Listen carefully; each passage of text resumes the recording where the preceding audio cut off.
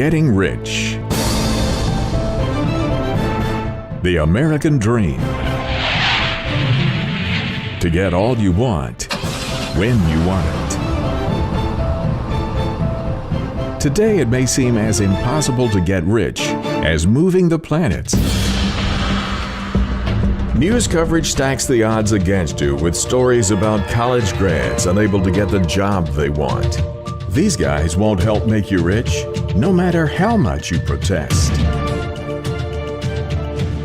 Today there's a better opportunity to become wealthy more so than at any other time in history. And there's proof of that statement with around 10 million American millionaires. Becoming rich is not just a goal anymore. It is required. For anyone planning for retirement, it takes about $1.2 million to create an annual income to sustain your lifestyle. The good news is, there are lots of ways to create personal wealth. It's your right to be rich. Getting rich isn't just for the latest high-tech genius. A surprising fact is that 12% of America's millionaires are educators. Job security and lifetime saving plans work. Of course, corporate executives, business owners, and entrepreneurs are on the list, but there's opportunity for everyone. Education is key to wealth creation. This is the story of two men who did more to make education available than any other. Both men were born into poverty. Both were destined to rise to riches and change the world. Tough times have a way of bringing out the best. These two men, Andrew Carnegie, once the richest man in the world and one of America's iconic businessmen, and Napoleon Hill, the first major teacher of success principles, revealed the secrets that prove one thing: your right to be rich. You've been given an inheritance from the richest man on earth. Before he died, this legendary figure created an unusual will that gifted to you everything that you'll need to reach the highest levels of accomplishment possible. That will has been the basis for the life-changing works by Napoleon Hill. Napoleon Hill's works have touched millions worldwide. Today's philosophy of success teachers still use the research formulas taught by Napoleon Hill. It's 1850-something and a young man sits at his desk. The note he's writing to himself will change his life. It's also a message to millions of others that will reveal secrets of success for centuries to come. Before Andrew Carnegie became the world's richest man, he writes his purpose for his life on this page. It's a simple plan to spend the first half of his life amassing a fortune, and then to spend the second half of his life giving it all away. The most valuable thing he left behind wasn't just the money. His most valuable gift is a blueprint that anyone can use to follow in his footsteps. Andrew Carnegie rose from rags to riches. Had he not discovered and utilized the success principles that made him wealthy, perhaps there would have never been an industrial revolution. Who was Andrew Carnegie? Why would he leave to you the keys to his fortune? Books and documentaries have been written and produced about his life and the lives of his contemporaries, such as Henry Ford. Well, I think everybody's decided that they've got to go to work. I think from now on, there's no one can stop this great country from going ahead. John D. Rockefeller and J.P. Morgan. Newer, faster ways of producing steel. Discovering rich oil fields and refining it into fuel. Managing money through investments and savings. These men proved that America was not discovered, America was built. And America was built by average, ordinary men with extraordinary vision, skills, and abilities. Of all the giants of industry, Andrew Carnegie is the one who developed a plan that anyone can use to achieve their dreams.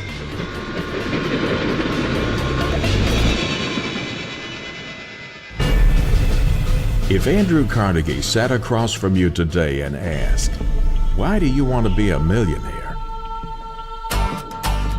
the answer may seem obvious.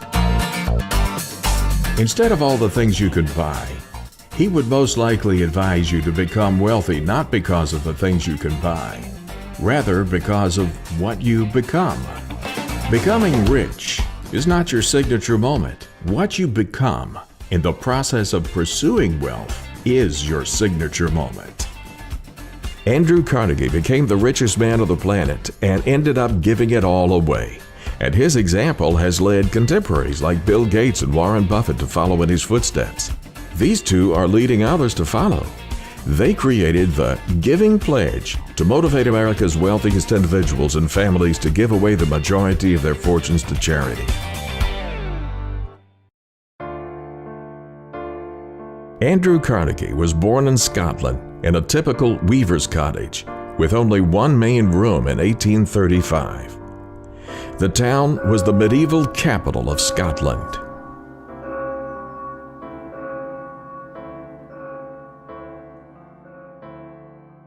The city was also a center of the linen industry, and Andrew's father was a weaver, a profession the young Carnegie was expected to follow in. However, the Industrial Revolution that would later make Carnegie the richest man in the world destroyed the weaver's craft. When the steam-powered looms were introduced, hundreds of hand-loom weavers became expendable. Andrew's mother went to work to support the family, opening a small grocery shop and mending shoes. "I began to learn what poverty meant," Andrew would later write. "It was burned into my heart then that my father had to beg for work. And then and there came the resolve that I would cure that when I got to be a man." In 1848 Scotland, times were hard. Starvation was running rampant throughout the country. Thousands of miles away, another man was born into poverty. This man, as told by Napoleon Hill, would eventually cross paths with Andrew Carnegie. In 1883, Napoleon Hill was born in a log cabin on the Pound River in Wise County, Virginia. Napoleon Hill was born at a time when 1- and 2-room log cabins were typical. At the time of Hill's birth, elementary schools were only open about 4 months out of the year, and attendance was not required. His stepmother suggested that he devote his time to reading and writing, and she concluded, "You might live to see the time when your influence will be felt throughout the state." She didn't know at the time that her words would spark a fire in the young boy, that he would see his influence not only spread across the state, but he would influence generations around the world for years to come.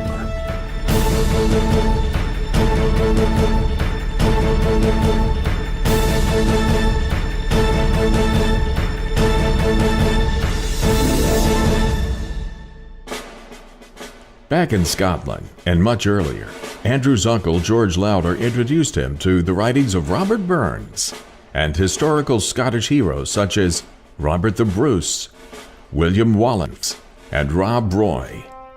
Reading became a passion for the young Carnegie. Books became a major factor throughout Andrew Carnegie's life as he pursued an education that would unlock secrets of success. Years later, a young reporter named Napoleon Hill was given an assignment to write a series of articles about famous and successful men. As Hill tells it, this led him to interview Andrew Carnegie, who was at the time one of the most powerful men in the world. Carnegie believed that the process of success could be outlined in a simple formula that anyone would be able to understand and achieve. Hill tells the story this way. Impressed with Hill, Carnegie asked him if he was up to the task of putting together this information, to interview over 500 successful men and women, to discover and publish a formula for success. I caught my first fleeting glimpse of the profound law which provides the means by which we may choose our own purpose in life and attain it, while I was being coached by Andrew Carnegie during the organization of the Science of Success philosophy.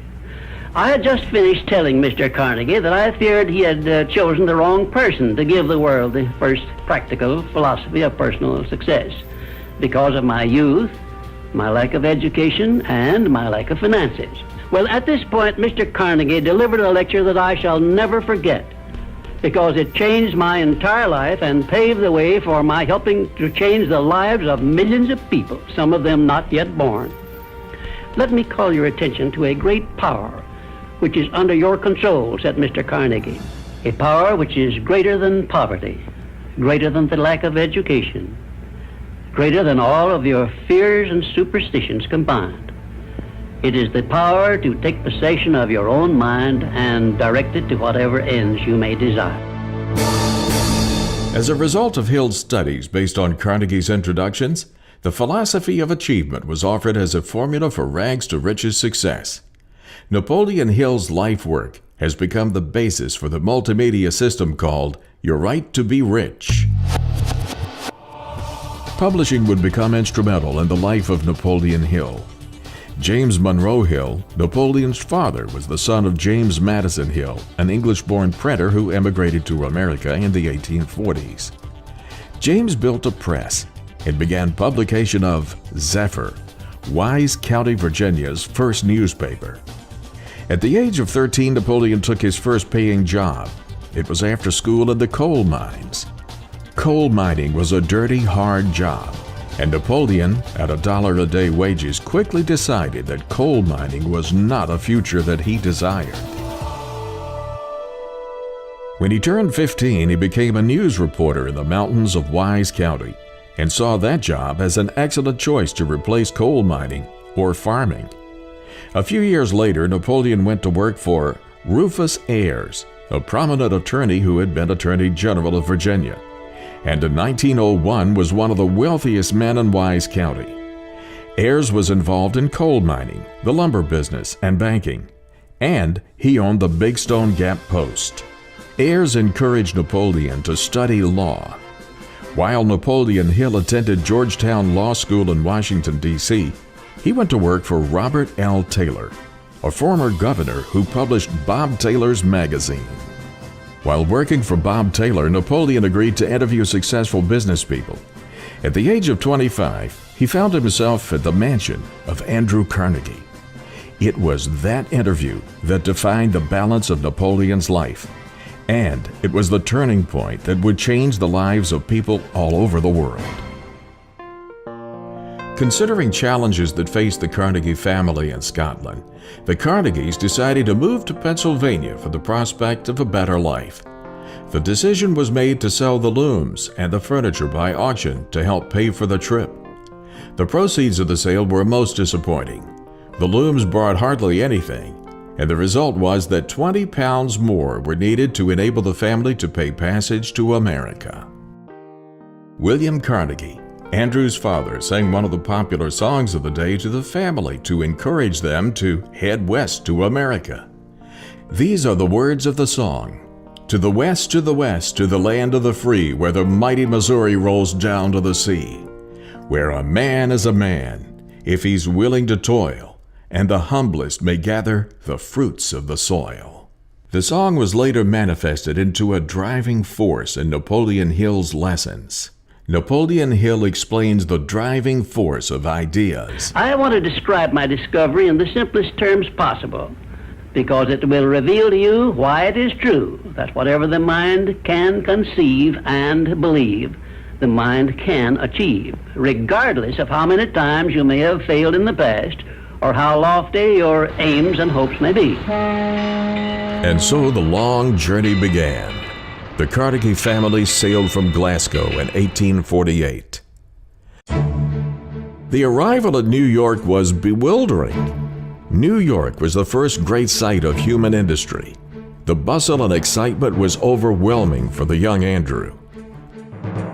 The family eventually settled in a very poor area outside of Pittsburgh.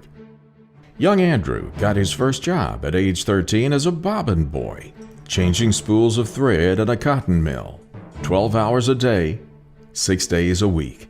His starting wage was $1.20 per week. His young age and meager wages would not hold Andrew Carnegie down. In 1850, Carnegie became a telegraph messenger boy at the Pittsburgh office of the Ohio Telegraph Company. He paid close attention to his work and quickly learned to distinguish the sounds of incoming telegraph signals. He could translate signals by ear without having to wait for the telegraph operator to translate the message. Sharpening his skills led to advancement. Within a year, he was promoted. As a messenger, he would memorize all of the locations of Pittsburgh's businesses and the faces of important men.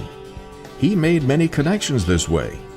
This laid the foundation for the principle of success that Napoleon Hill would later call the Mastermind Alliance. If you work for a salary or wages, you have a marvelous opportunity to promote yourself into a higher income and a more responsible position by forming a mastermind alliance with your associate workers, including the management. Napoleon Hill based the concept of the Mastermind Alliance on the circle of influential people he met.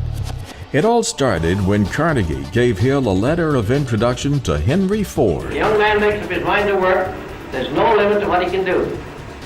But if he makes up his mind to go at it without the idea of work, he hasn't much chance. He must study and work, and he must go back in any art as far as he can, just dig up the very beginning. And he must, the more he goes back, the further he will be able to see ahead. Alexander Graham Bell, John D. Rockefeller, Theodore Roosevelt, Charles M. Schwab, F. W. Woolworth, and William Wrigley Jr. Hill later became an advisor to two presidents of the United States of America, Woodrow Wilson and Franklin Delano Roosevelt. These connections allowed Hill to learn from some of the greatest men of the era. The skill to make connections would prove to be a major factor in the wealth of Andrew Carnegie, along with other skills he developed.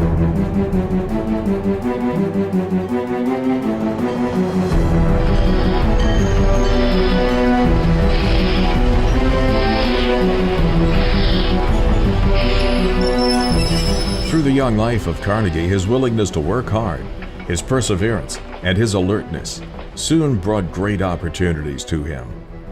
One of the men Carnegie met at the telegraph office was Thomas A. Scott of Pennsylvania Railroad. Scott was so impressed with the boy that he employed Carnegie. Carnegie advanced quickly through the company, becoming the superintendent of the Pittsburgh division. That would be vital to his later success. The railroads were the first big businesses in America, and Carnegie learned much about management and cost control. Scott also helped him with his first investments. Scott made it possible for Carnegie to invest $500 in the Adams Express, which contracted with the Pennsylvania. The money was secured by his mother's placing a $500 mortgage on the family's $700 home. A few years later, he received a few shares in T.T. Woodruff's sleeping car company. Reinvesting his returns in railroad-related industries such as iron, bridges, and rails, Carnegie slowly accumulated capital. The basis for his later successes came to him by developing a vertical strategy of owning related businesses that gave him more control as he focused his energies on his goal: to become wealthy.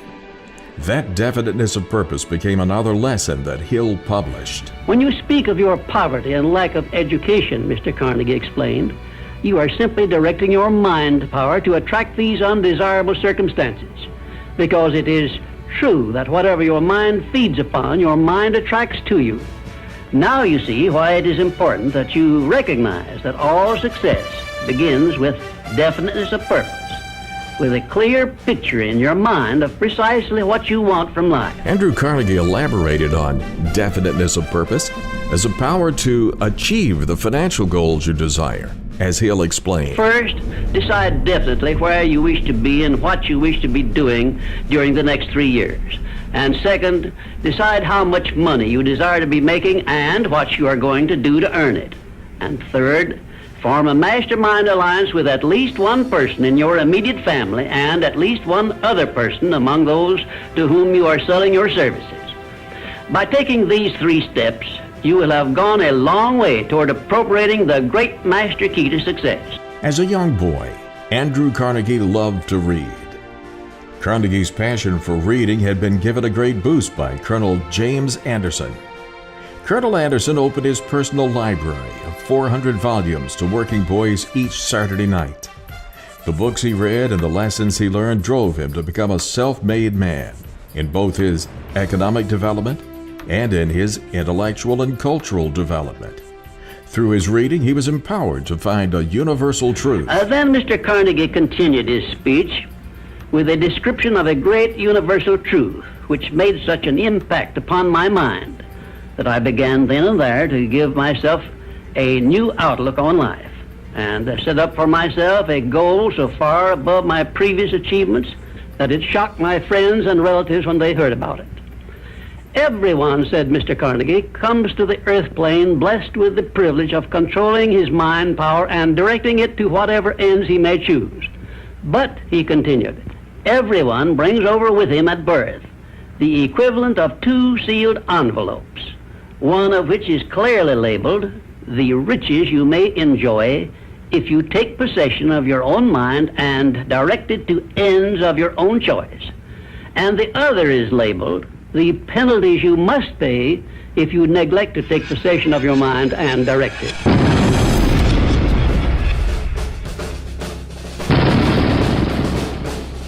The Civil War created demand for iron products, such as armor for gunboats, cannon, and shells, as well as 100 other industrial products. And that demand made Pittsburgh a center of wartime production.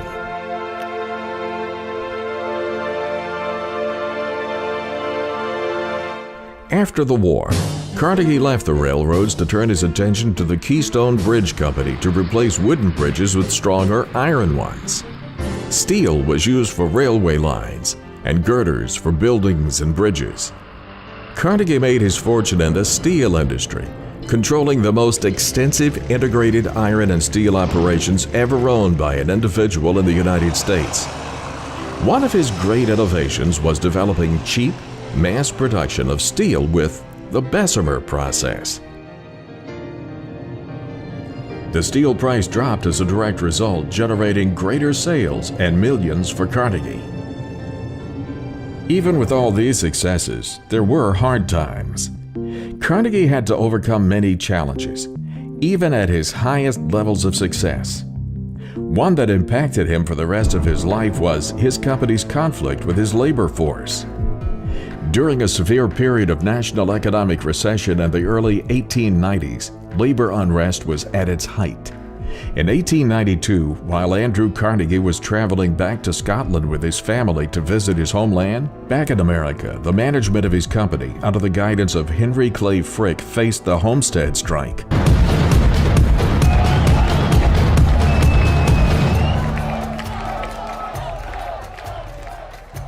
The Homestead Steel Works in the Pittsburgh area town of Homestead, Pennsylvania, between the Amalgamated Association of Iron and Steel Workers and the Carnegie Steel Company, also known as the Homestead Steel Strike, created a battle between strikers and private security agents.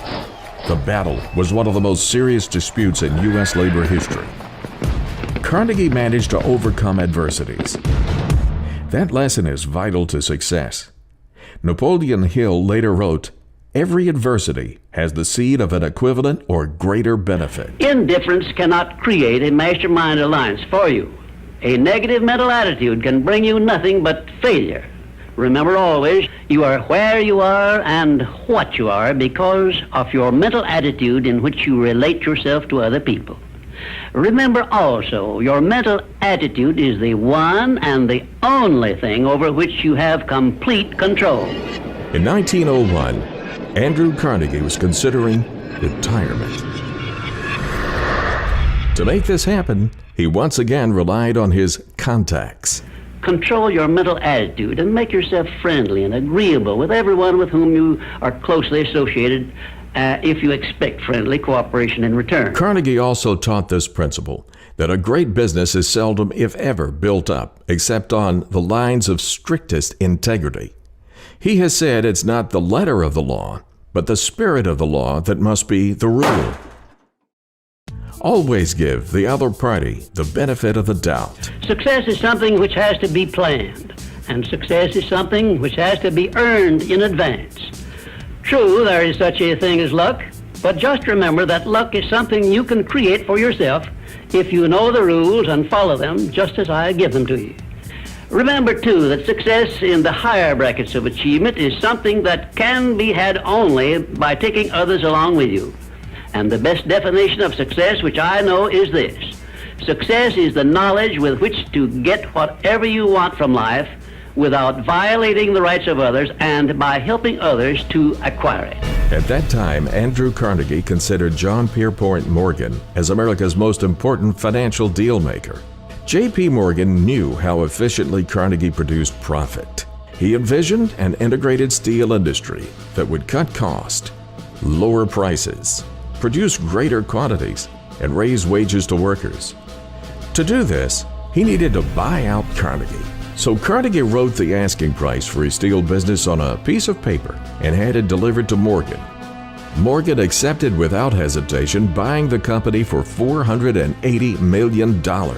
"Congratulations, Mr. Carnegie," Morgan said to Carnegie when they finalized the deal. "You are now the richest man in the world." Carnegie spent his last years as a philanthropist. From 1901 forward, he devoted himself to charities. One of the most tangible examples is the founding of 2,500 or more libraries in the late 19th and early 20th centuries. These libraries stretched across the English-speaking world, including the United States, United Kingdom, Australia, and New Zealand. Carnegie spent over $55 million of his own wealth on libraries alone. It is said that Carnegie had two main reasons for donating money to the founding of libraries. He believed that libraries added to the nature of America. Anyone with a desire to learn could educate themselves and be successful in America, like he had been. Second, Carnegie believed that immigrants like himself needed to acquire the cultural knowledge of America, which a library would enable them to do. Carnegie has also donated money to schools all across the globe. He was one of the major benefactors of the Tuskegee Institute under Booker T. Washington for African American education.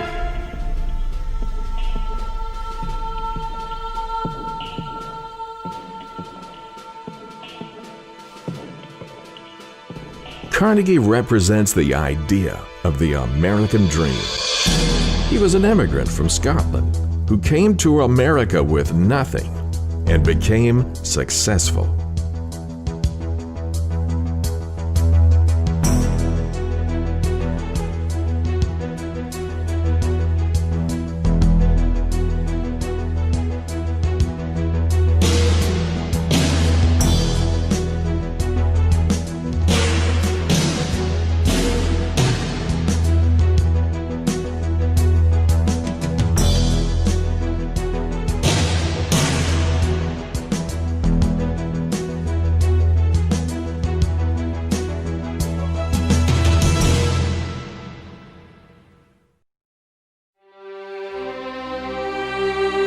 Andrew Carnegie died on August 11, 1919, in Lenox, Massachusetts, of bronchial pneumonia.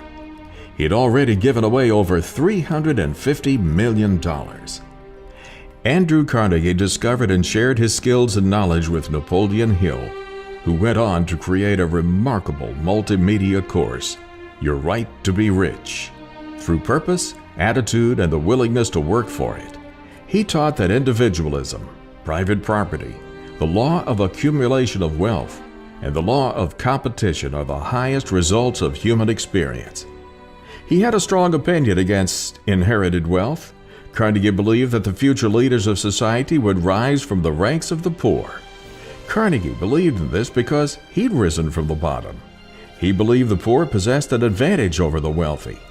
The advantage is the lessons learned when overcoming defeat.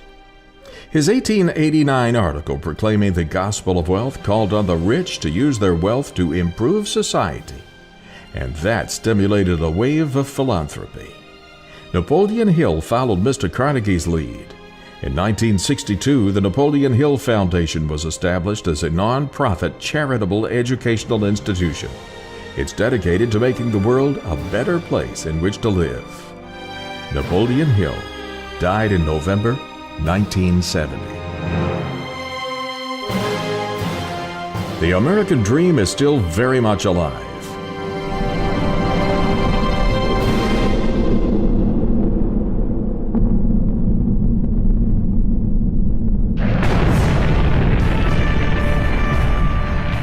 The journey we are on is based on the places we've been. We have the ability to take on almost any problem and find the right answer.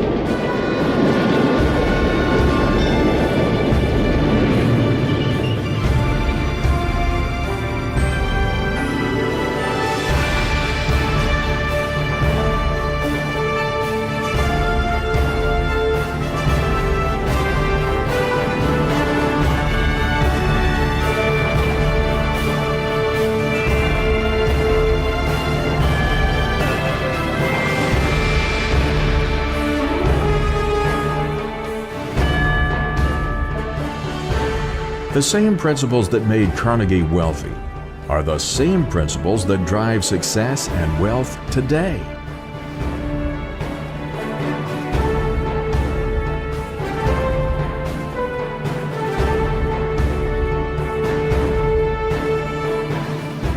Andrew Carnegie donated a fortune to worthy causes before his death, but his greatest contribution to the world by far was making sure that mankind had a self-study program that anyone could follow for becoming prosperous. By sharing his personal success lessons with Napoleon Hill, and, as Hill says, by inspiring him to interview the greatest minds in America and document their formulas for success. While I was being coached by Andrew Carnegie during the organization of the Science of Success philosophy. Andrew Carnegie became the father of the most comprehensive and proven method for becoming successful in the world. Because it changed my entire life and paved the way for my helping to change the lives of millions of people, some of them not yet born. To learn more about Napoleon Hill's findings, visit yourrighttobericht.com. I will show you how to write your own price tag, fix your own wages, establish your own working hours, and give yourself financial independence. Napoleon Hill believed that anyone can become wealthy. All that's needed is work and determination. With all of the wealth-building principles laid out by Napoleon Hill, all you need to do is reach out and take it. yourrighttobericht.com